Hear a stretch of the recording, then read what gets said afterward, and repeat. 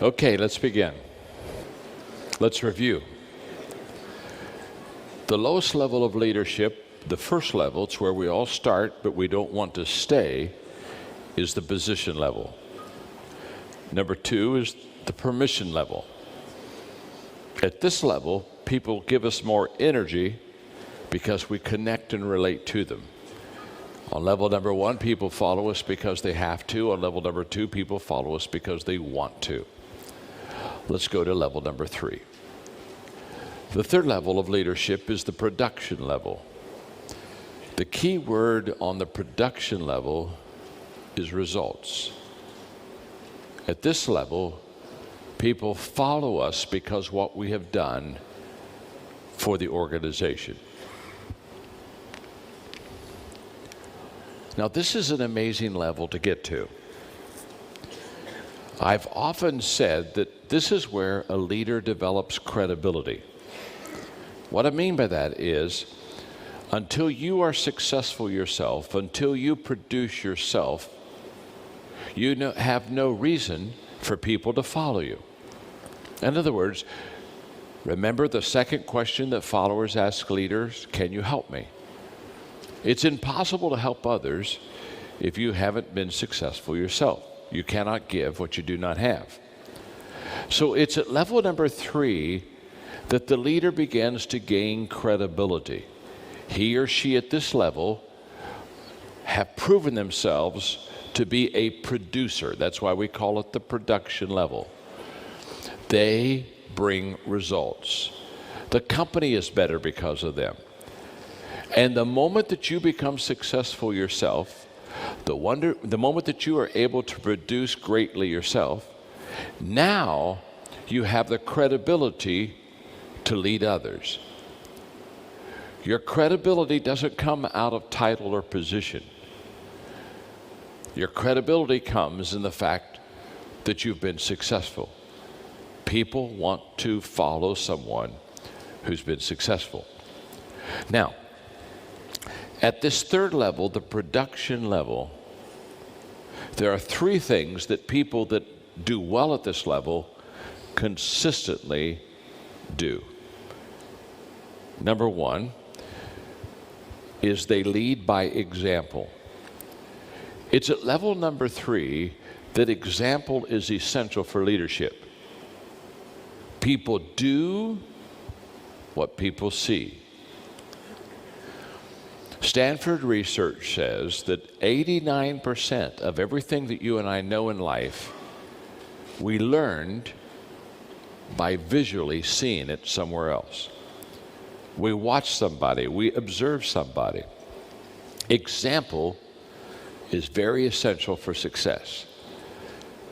Perhaps the greatest leadership words that you and I can utter are the words, follow me. People need a visual example if they're going to be successful, and you need to be that visual leader, because leadership is visual. Leadership means people can see you.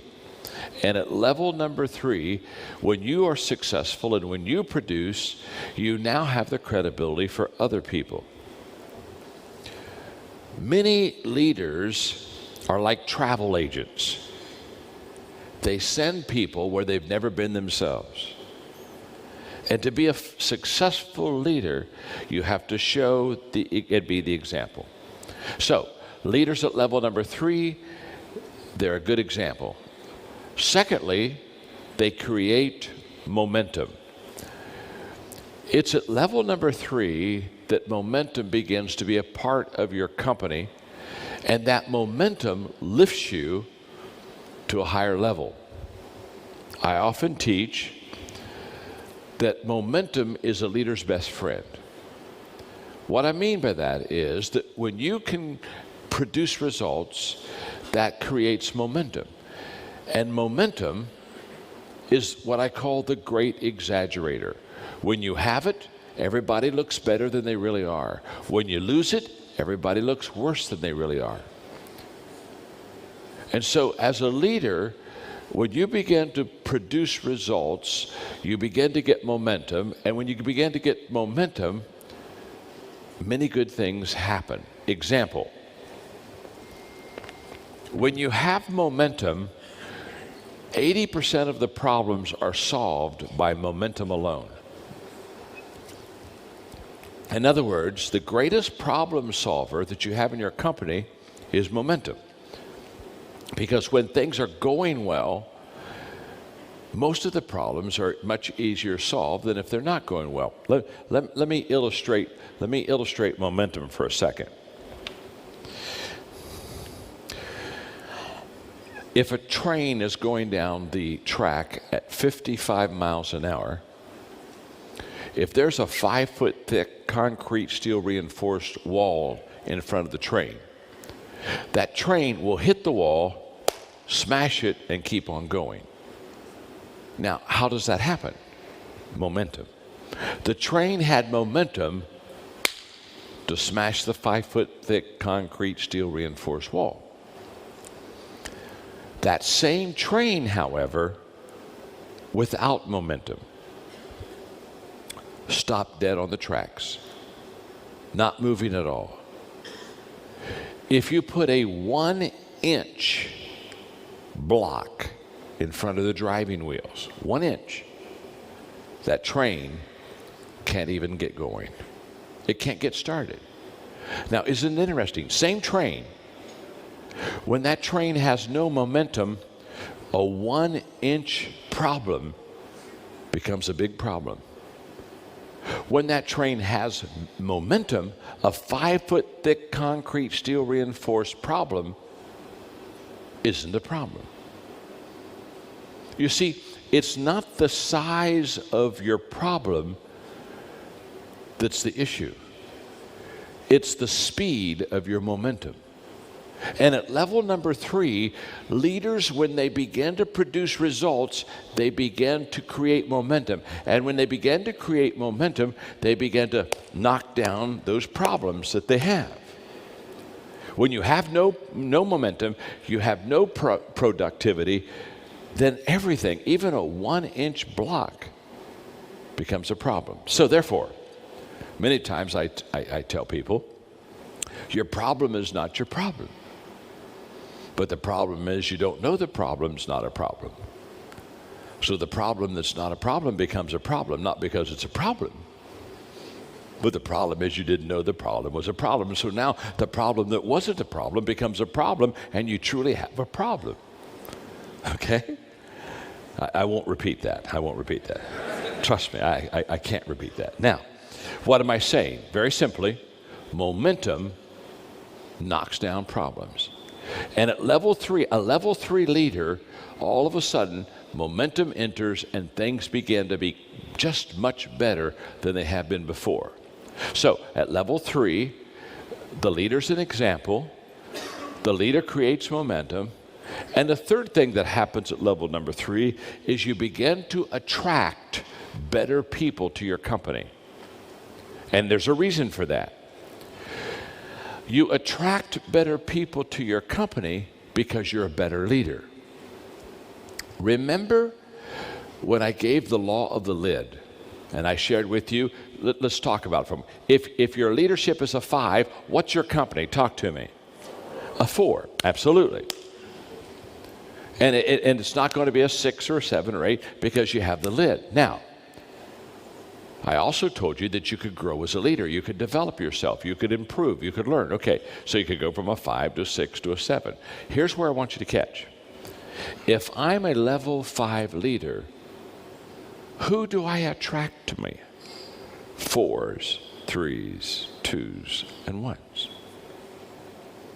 But if I go up and I'm a level 7 leader, now I attract 6s. You see, the higher I go as a leader, the better people that I attract around me. If you do not have the 21 irrefutable laws of leadership, I encourage you greatly to get it. Because one of the laws is the law of magnetism. And the law of magnetism says we attract who we are, not who we want. That's a huge law. So the better leader I am, the better people I attract. That is all part of level 3 production. Let's go to level 4. I will teach level 4 and level 5 in the next 7 minutes. And then I'll take 35 minutes and we'll do some Q&A before we close at 8:30. But let me teach you level 4, which is the people development level. And at this level, we're now developing people. The key word is reproduction. And at level number 4, people follow us because what we have done for them. What we have done for them as part of the organization. In other words, when you start developing people, you make the people better. And when you make the people better, they're grateful because they look and they say, since I followed your leadership, I myself, I become a better person, I become a better leader. Now, my goal in teaching leadership is always to help people get to level 4. I'll teach level 5 briefly, but level 4 is always my goal. Because if you can develop people, beautiful things begin to happen to you. At level number 3, when you produce, that brings addition to your company. At level number 4, when you develop leaders, you go from addition to multiplication. Because once you start developing leaders, you're no longer adding, you're beginning to multiply. To develop leaders and to be a good level 4 leader, there are 3 things you need to do well. Number 1 is recruitment.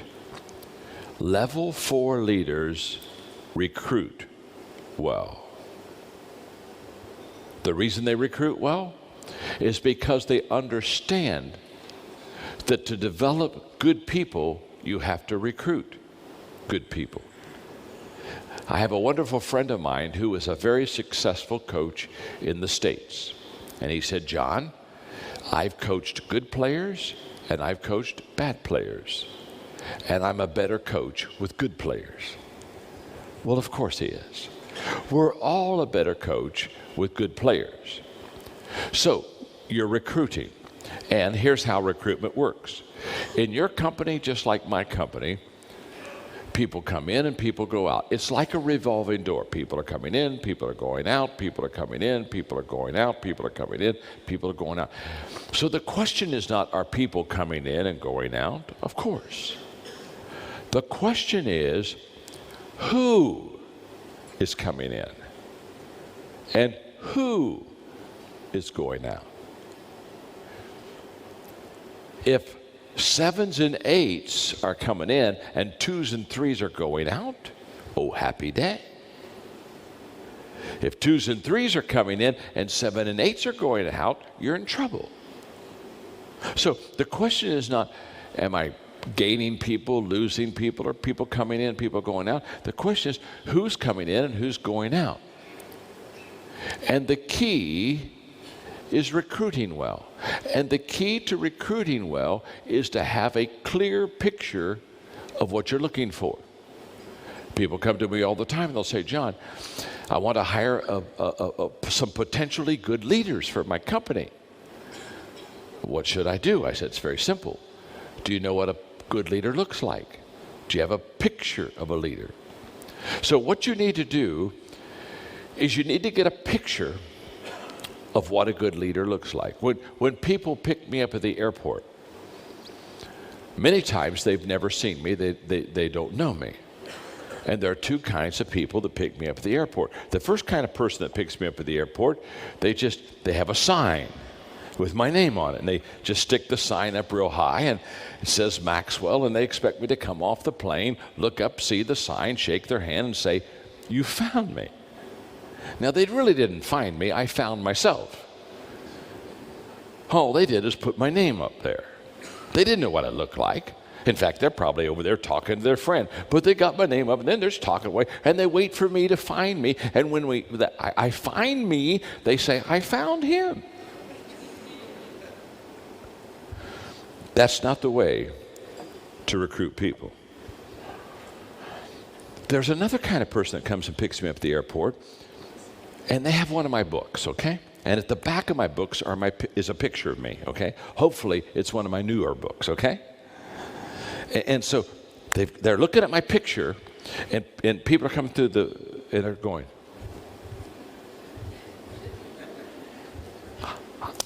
"You're John Maxwell." "Yes, I am." "How did you know?" "I have your picture." Because they have a picture of me, they know when I'm coming.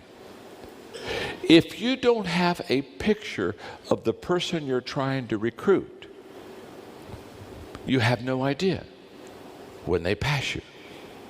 You have no idea if they're good or they're bad, if they're going to work or they're not going to work. And so at level number 4, the leaders at level 4, they've got a good, clear picture of what they're looking for, and they recruit according to those qualities. I wrote a book several years ago called The Qualities of a Leader. There are 21 of them, Qualities of a Leader. And all that is a picture book. Here's a quality you look for. Here's a quality you look for. So they recruit well. Number 2, the second thing they do is they position people well. Again, at level number 4, they are really committed to putting people in the right place. They're really committed to make sure that they have put the people with their strengths in the right place. Number 3, the third thing they do at level 4 really well is they equip well. They train their people. They equip their people. Now, for 40 years, I've been training and equipping people. In fact, during the break, I was up front and taking pictures, and people were just chatting with me for a moment. And I had many of you say you want to know more about the John Maxwell team, where I train coaches and prepare them. And if you just go to johnmaxwell.com, you can find out all you need to know about that. But I know how to train people. I know how to equip them. I've done it for so long. And my companies have trained millions and millions of people. What I want to give you is a 5-step process to equipping people that will really be helpful to you. This will really work. And here's what's wonderful. This 5-step process that I have of equipping people is very simple. You can do it. I can do it. Every person in this room can go through and do successfully these 5 steps. So let me give them to you, okay? Step number 1, I do it. Before I train anyone, anything, I have to be able to do it myself. One of the problems in training is people are training people to do what they don't do themselves. There is no integrity, there's no credibility in that. So step 1, I do it. Step 2, I do it and you are with me. Now you watch me. And maybe for the next couple weeks, couple months, I don't know how long it's going to take, but for a period of time, you're going to go with me and you're going to observe and watch me as I do the thing I'm training you to do. Step 1, I do it. Step 2, I do it, you're with me. Step 3, you do it. You do it, and I'm with you. After a period of time, I watch, and you've watched me long enough, I say, okay, the ball is in your hands. I'm going to watch you, and I coach you, and I tweak you, and I make sure that you keep improving and getting better. Step 4 is you do it. There comes a time that you don't need me anymore. You can do it. You've learned from me, you've watched me, you've asked questions, I've worked with you, I've coached you. Now you can do it on your own. Most equipping stops with step 4. I do it, you're with me. You do it, I'm with you. You do it. Most times, equipping and training stops right there. Big mistake. If you really want to reproduce leaders, and if you really want to multiply yourself, you've got to go to step 5. And step 5 is you do it, and someone is with you. In other words, you have never trained a person until that person has trained someone else. That's how you reproduce leaders. That's how you multiply. That's how you go from addition to multiplication. I do it, you're with me. You do it, I'm with you. You do it, and you do it with someone else. Level 4 leaders do that very, very well. Now, there's a 5th level of leadership, and I want to share that with you. And the reason why is I want to close this teaching out so we can do about 30 minutes of me trying my best to add value to you by asking questions, or by answering questions. Level 5 is the pinnacle level. And on level 5, the key word is respect. And people follow because of who you are and what you represent. They follow you because who you are and what you represent. And this is the top of leadership. This is the pinnacle of leadership. This is as high as you can go, and this is as good as it gets. So, with the visual up here, let me take a couple of minutes and do some teaching. Very important teaching. I've talked about 5 levels. We all start at level 1 with the position. Then, if we're good with relationships and we connect, we can get to level 2, we can get to level 3, we could maybe get to level 4. Now, here's what I want you to see about these 5 levels. When you go from 1 to level number 2, you don't leave level number 1. You just build your leadership on level 1. So if you're a level 2 leader, you still have a position, but with the position, you connect with the people. If you're a level 3 leader, you still produce, but while producing, you relate to the people, connect with them, and you still have the title. If you're at level 4, you're developing people, but you're standing on levels 3, 2, and 1. So the higher you go in leadership, the deeper the foundation, the more solid your leadership is, and the more long-term success that you're going to have. So you never leave one level to go to the next one.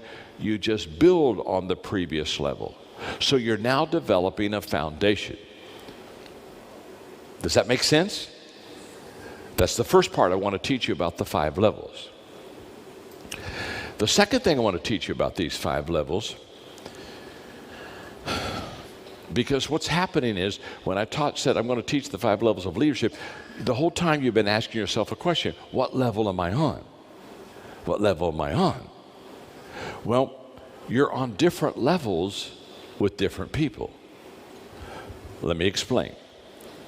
Let's say I am a positional leader over 10 people. The only level that everybody is on the same level with me is level 1. As soon as I start going up to level 2 as a leader, some of those 10 will go with me and some will not. I don't connect with everybody. I don't relate well with maybe everybody. And besides, the new ones haven't had enough time to relate with me. So if I have 10 at level 1, I maybe only have 8 that went with me to level 2. Now, I'm still leading 10 people. But of the 10 people I leave, 8 of them are on level 2 with me. And when I go to production, and now we have to produce and have results, not all 8 will go to level 3 with me. Maybe 5 will. Now, are you seeing? The higher you go, the less you have people with you. Now, if I have 5 people on level 3 that are producing, I still have 10 people I'm leading. And when I get to, when I get to level number 4, maybe 3 people are there. The point that I'm trying to illustrate is very simple. As you go up the levels of leadership in your own leadership development, your goal is to take people with you. But as you go to the next level, some are left behind. Now, your strategy is to ask yourself, what level am I on with my people? So if I was leading these 6 people on the front row, I would look at each one of them individually, and I would say, what level am I on with her? What level am I on with her? What level am I on with him? What level am I on with her? What level am I? And if I'm leading 6 people, I will promise you they're not all on the same level with me. So I have to find out and discover what level I'm on with them. And the reason for that is I lead them on their level. And the strategy for the next 12 months is to take every one of them just one level higher. I'm not trying to improve them 100%. I'm going to say, oh, if I'm on level 2, I say, I want to get you to level 3. If you're on level 3, I want to get you to level 4. If you're on level 1, I want to get you to level 2. And that becomes my leadership strategy. I lead people based upon where they are, and my strategy is determined by where I want them to be able to go. So here's just a little assignment for you that we won't do tonight, but is good for you. Write the names of the people that you lead, and beside their name, which one of these levels are they on with you? I would encourage you. I wrote a book 3 years ago that's a bestseller called The 5 Levels of Leadership.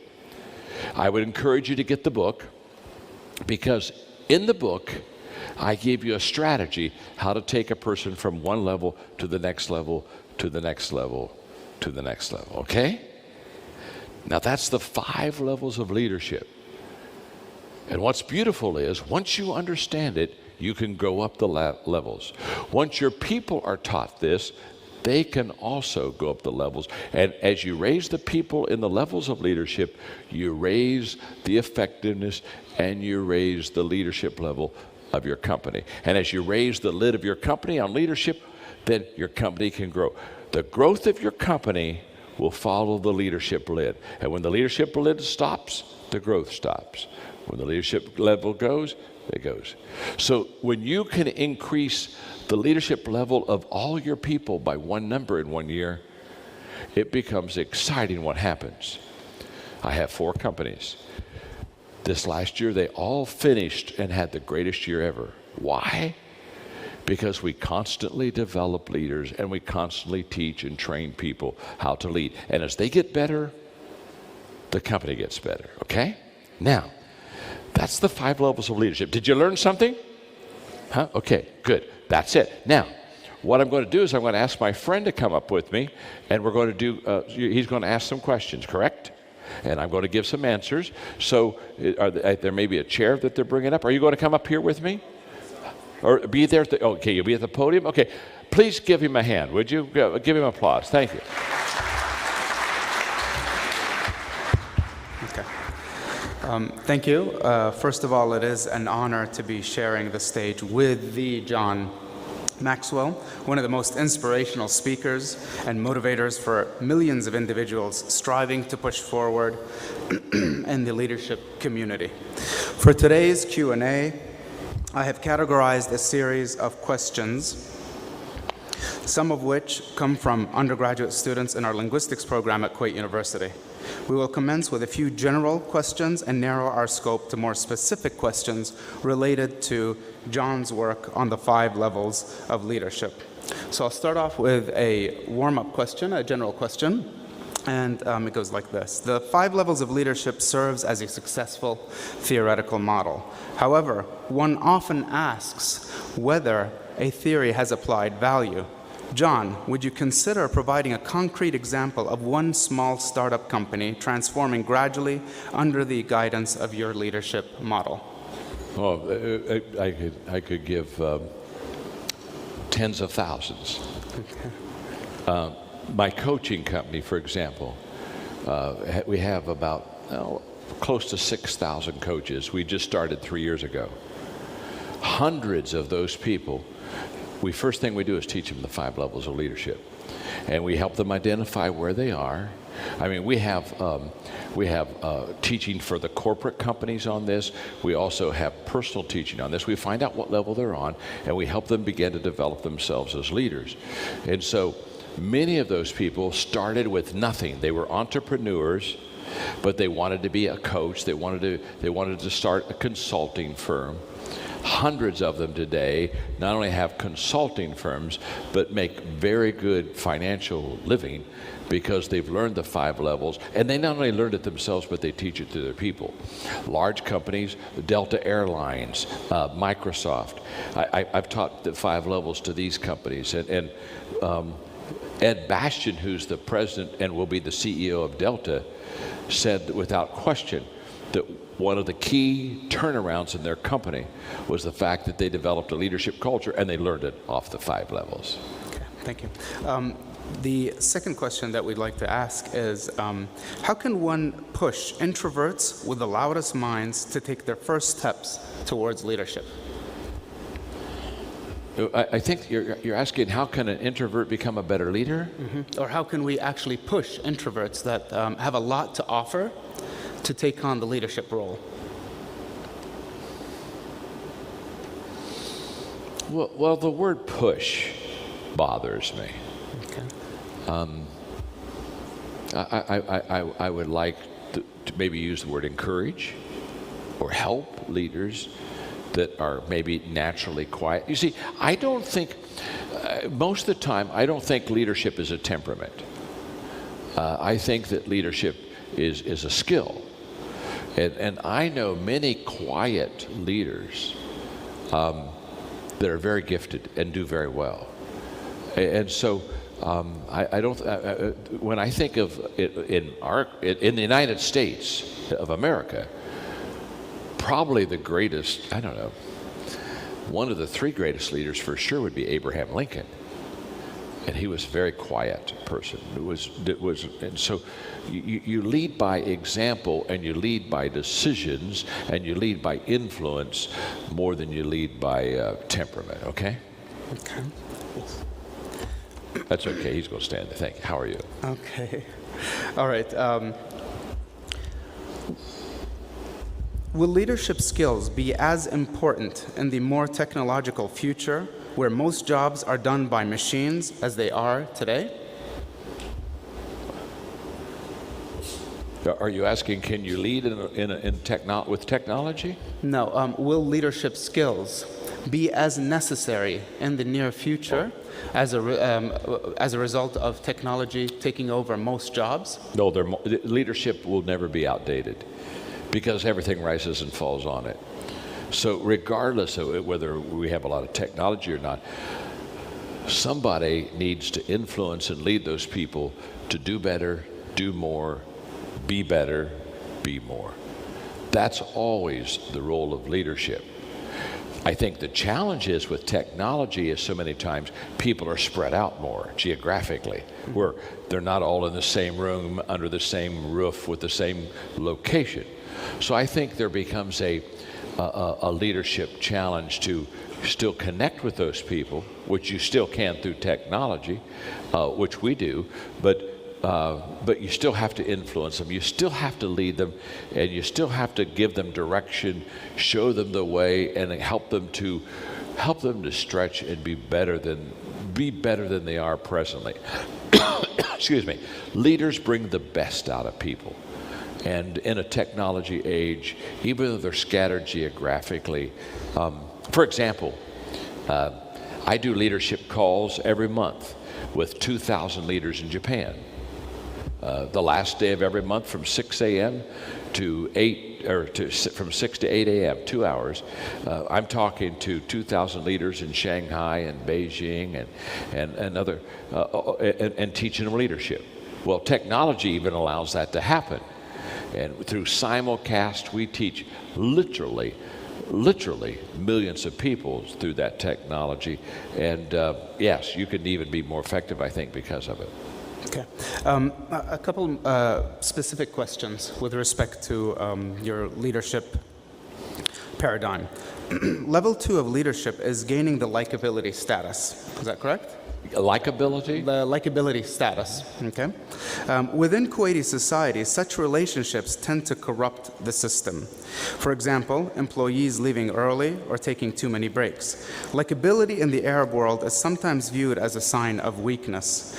Leadership is therefore associated with fear as its driving force. Based on the points just mentioned, would you still argue that level 2 is a universal principle and can therefore overarch to other cultures? Yes. First of all, a Middle East Arab culture would be much different than a culture perhaps in the United States or somewhere else. So the cultures vary. And if somebody said, well, can you lead from position? Of course you can lead from position. And in countries, which is many countries around the world, where position is taught as leadership, that's how they lead. Because that's what they know, and that's what they do. But what I know is, even if the culture has a tendency to lean toward positional leadership, or in this case, you're talking about number 2, relationships versus fear. Will people follow you if they fear you? Of course they'll follow you. You scare them. They don't have any choice. Could you get more from people and out of people if they knew that you cared for them? Yes, you can. So if you're asking me, can I lead out of position? Yes. Can I lead out of fear? Yes. Can I lead out of power, top down? Yes, yes, yes. But if you want to be really good and improve your leadership, if people respect you and love you more than fear you, they'll be better followers and you'll be a better leader. Culture differences, of course. Is it more difficult in some cultures than others? Of course it is. But if people know that their leader really cares for them, I promise you they'll give more energy to that person than if they feel he or she doesn't care for them. Okay. Next question. Level 3 is emphasized as a production level dependent on momentum. How does one measure their team's level of momentum? How can we translate the momentum of the working environment into a numerical figure such as 80%? How can we transfer a momentum? How do we measure the momentum of a team under leadership at the level 4? And how do we measure it? How do we measure that momentum? How do we get a figure like 80%? Well, first of all, with respect to momentum.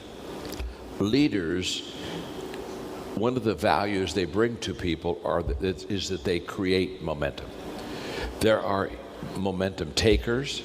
They're people that suck the air out of momentum. In other words, they kind of pull everything down. And there are what I call momentum makers. They're the ones who create an environment that allows the organization to go forward. Every leader, one of their greatest challenges is for them, one of the greatest challenges for a leader is for them to create momentum. How do you do that? The leader creates momentum by personally being successful. As that leader is personally successful, he begins to create a winning environment. Here you are, you could have that. Thank you. As he creates a winning environment, others win, and that's where momentum comes. You see, you can be successful and win yourself. But if you're going to be a leader, you have to help others win. And when you help others win, that's what lifts the momentum. Because people may be pleased with your success, but they'll be more pleased with their success. And when they feel success under their belt, I promise you, that raises up the momentum to a much greater level. Okay, thank you. Level 4 focuses on growing individuals' development.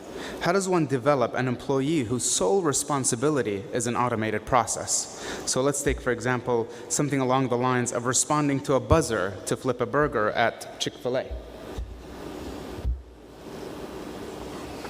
How do you develop that growth, that individual growth? if they are in an automated position? Well, there are a lot of things that are automated in our life. They told me that I came down here, that I would start at 5:30 and that I would be done at 8:30. That's kind of automated. That's given. They told me I was going to do the 5 levels of leadership. That's fine. So there are a lot of things that are out there that are automatic that happen. What leadership does is leadership changes the person. And so when the buzzer sounds and I flip the burger, okay, I did what I should do to make a good burger. But then how did I treat the customer? How did I connect with the client? And what I discovered a long time ago is that everyone needs to know how to influence people, and everyone needs to learn how to lead people. So the receptionist at the front desk, she takes phone calls, she greets people, she sends them to whatever office they're supposed to go. Some of that's automatic, but the way that she handles people, the smile that she gives, the energy, the effort, that's leadership. And there are some that are better receptionists than others. Are they both automatic, and do they have certain routines? Of course. It's the things above the routine and above the automation that really determines the success of a company. And that, again, is people skills and leadership. Okay.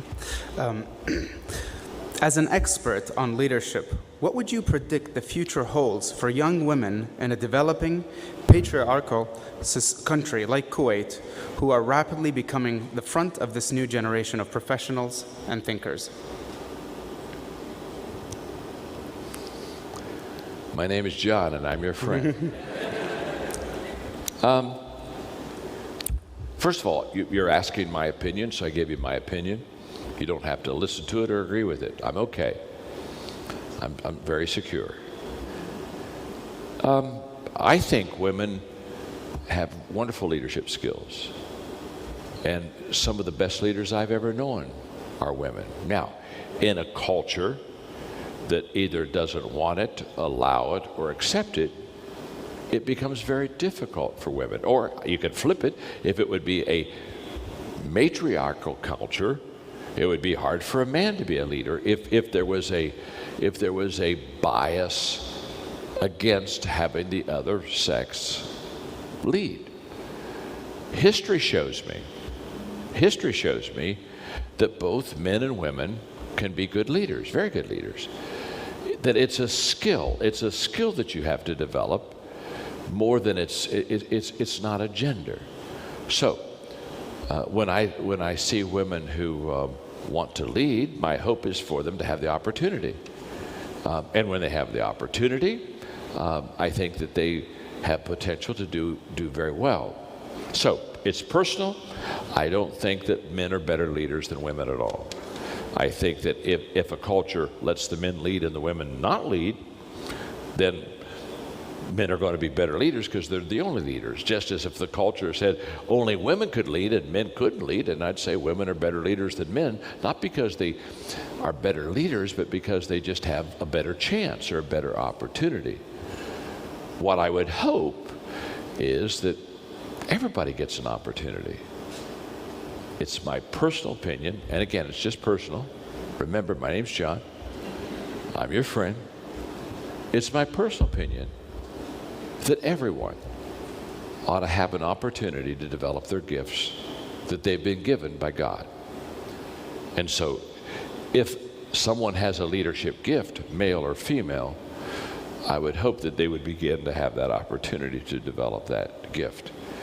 And I think if they do have that opportunity, I think many of them would do wonderful, and I think that many people then would begin to say, wow, women can lead as well as men. But that's okay. I get on a plane tomorrow and I'm gone, so don't worry about it, okay? Okay, what are some of the biggest mistakes you can make as a leader? Some of the what? The biggest mistakes you can make as a leader. Well, the biggest mistake you can make as a leader is think that if you have a title or position, that makes you a leader. Now, it may in your culture, because people have to follow you and you may be happy with that, but it doesn't make you a leader. It just makes you a person that everybody has to follow. And if they're truly following the title, or if they're truly following the position, they're not following you as a leader. They're just falling in line and doing the steps as they have to. So I think it's a tremendous, I think another mistake that in leadership is to think that if you have that title and position, you don't have to learn and grow and develop yourself as a leader, which means you or I, if we don't do that, won't get any better. I think another mistake that leaders make is the fact that they think that they lead the people for their blessing or for their benefit, instead of the fact that they're supposed to lead the people for the benefit of the people. I have the privilege, because of the companies I have, to be with a lot of leaders or a lot of presidents of countries or prime ministers. And when I'm alone with them, with no one else around, including staff or anything, I always ask them this question: when you're finished leading this country, will the people be better off because you led them, or will they be worse off? I think that's a very important question, because to be honest with you, as leaders, we are to help people improve their life.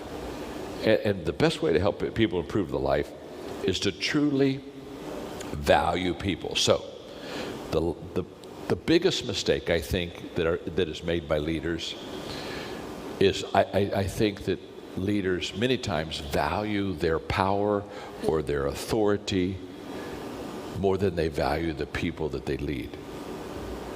And when you don't value people, it's only a matter of time till you abuse people or manipulate people, or at least you're doing things that help you that don't help the people. And I think manipulation is always wrong for a leader. I think we move people, but we should move people for mutual advantage, not for personal advantage. And I think that's a big mistake a lot of leaders make.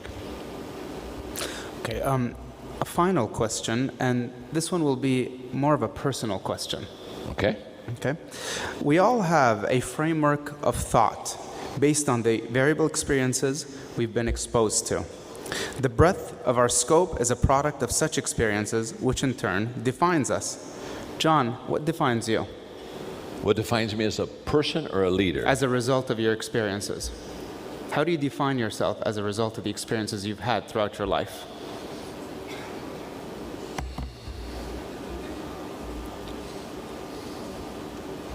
I think that I'm very blessed.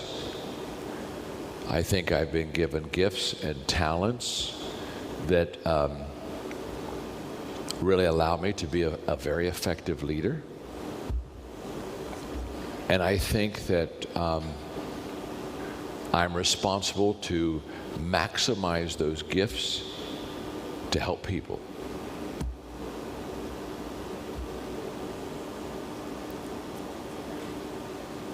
If I truly value people, and I truly take this responsibility of these opportunities and gifts that have been given to me, then it's my goal to reach as many leaders as possible and add value to them. And to be honest with you, that's why I'm glad I'm here, and because you have a beautiful country. This is only my second time being here, but you have a beautiful country. You're beautiful people. And I would rather speak to 500 leaders tonight than to speak to 50,000 followers. Because everything changes with leadership. And if you really want to influence a country, or you want to influence a company, or if you want to influence a culture, you've got to influence the top people. So I think what defines me is I believe that leaders can learn, and I believe that leaders can get better. And when they learn and when they get better, it's not only better for them, but it's better for the people that they lead. And you've been wonderful. You've just been a wonderful audience this evening, and I've enjoyed every moment with you. And it would be my hope that whether we see each other again or not, it would be my hope that a week from now, the things I shared with you tonight, some of those things, you really begin to apply to your life and you become a better leader. And it would be my hope that that would transfer down to the people that you lead. And to be honest with you, if I can look at my time here and say, I spoke to wonderful people, which I did, and I was able to teach leadership principles to leaders, which I have, and then I had the feeling and sense that you would take some of these principles and you'd begin to apply them to your life and you'd get better and your people would get better, then I can tell you the trip here was a success for me. Not because I taught here. It would be a success for me because you applied the principles in your life. Because what will change your life is not me nor what I said. What will change your life is applying what I said. So 6 months from now, you just may not even remember my name. That's okay.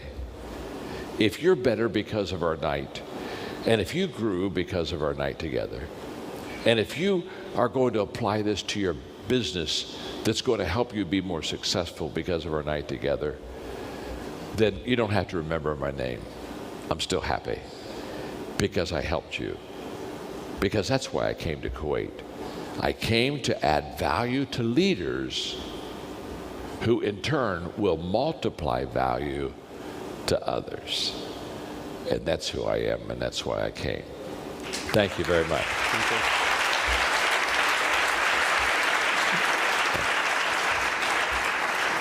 John, the organizers would like to allocate just a few minutes to the audience to ask you a few questions, and they'll pass the mic around. Okay, I don't want to take advantage of the time, but we can give 5 minutes if somebody has a question.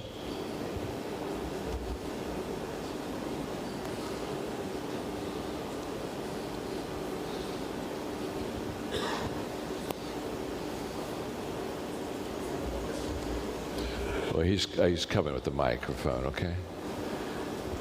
You're going to have to help me maybe understand, okay? Hi, my name is Sally. I just have a small question when it comes to recruitment. Can you hear me? Yeah, I can hear. I'm doing my best. Go ahead. Okay. Recruitment, where do we draw the line between looking for the best or looking for who we're hiring versus investing in people? So we want to get people, we want to move them from one place to a better place. Sure. So where do we draw the line? How do we pick? Well, you always want to get the best, but you don't always get the best. If you're wanting eagles don't flock. You see an eagle one at a time, And so what I always say is know what you're looking for and then get the closest to that picture that you possibly can, whatever that means. Then you develop them.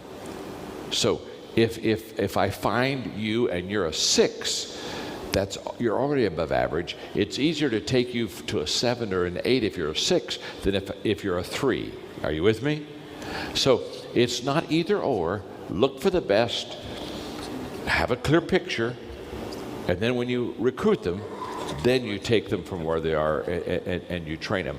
But the better person that you recruit, the higher your odds of successfully developing them. That's a fact, okay? One more question? Are we done? I believe we have a question up front. I saw a hand over here. Yes. John, it's a pleasure listening to you. Why didn't you call them 5 P's of leadership? What, I'm sorry, what was that? P's. Why do I call them the 5 P's? P's, since all of them P's. No good reason. It just matches and it just works. But maybe they could have been the 5 E's if I'd have worked hard enough about it. So no good reason. It's just probably I had a day I didn't have anything better to do, so I tried to figure out if I could get 5 P's out of them, okay? Okay, what do you do if you been in an organization and their culture, leadership culture, is only have to? Okay, I got part of it at the organization. I'm not catching all of it. Okay, what you do... I'm getting feedback, so help me. Yeah, so the leadership program is only, sorry, what is it? No, if you are in a position, in organization, where the only leadership level is only have to. So what you will do? Is,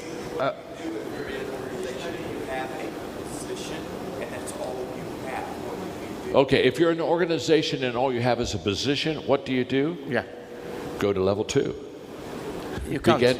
Begin to develop relationships. It's the culture of the organization is only position level 1. So if your organization is only, it's all about position and it's not about relationship. Oh, okay. Begin to make a change in that organization. Okay, great question. If your organization or company is all about position and all of a sudden you're seeing that there are other levels beside that, what you do is you begin to sit down with your key leaders, your executives first, and you begin to teach them the other levels. And you not only teach them the other levels, then as the leader, you say, let's go the levels together. So let's work on level 2, which is relationships, and maybe work on that for 6 months. And then, if we kind of doing that well, and you have to apply it to yourselves first before you can teach others. And I would get, personally, the 5 levels of leadership and pass it out to the team and say, let's all study this together. Good question. Okay, one more. If somebody wants to ask one more, because it's past 8:30. And we have hands on the left I side. don't want to take advantage of their time. Okay, down here.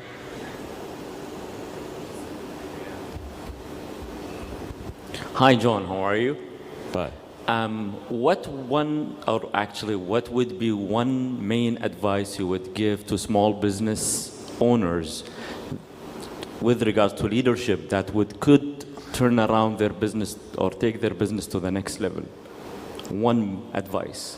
One piece of advice that you would give to an entrepreneur leader to help them turn around their business and grow their business. Okay, the one piece of advice I would give an entrepreneur. See, I know entrepreneurs and I speak to them all the time.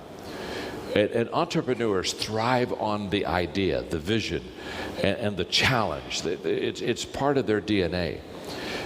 What I think the biggest mistake entrepreneurs make is that so many times they're so obsessed with becoming that and reaching that and doing that they fail to take people with them.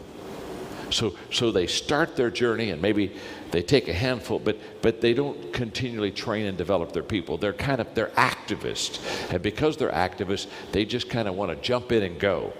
And what I would say to them is go a little slower and build a team. Remember this, it's not the size of your dream that will determine your success. It's the size of your team that'll determine your success.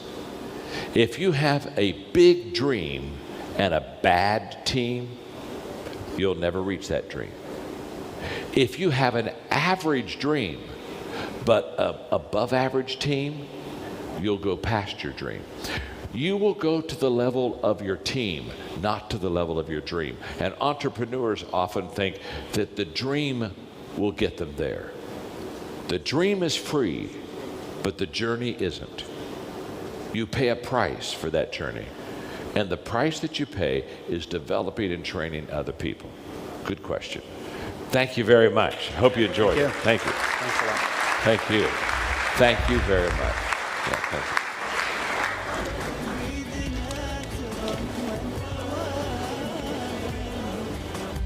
كل الشكر للدكتور محمد علي على إدارة هذه الحلقة النقاشية، والشكر موصول للسيد جون ماكسويل.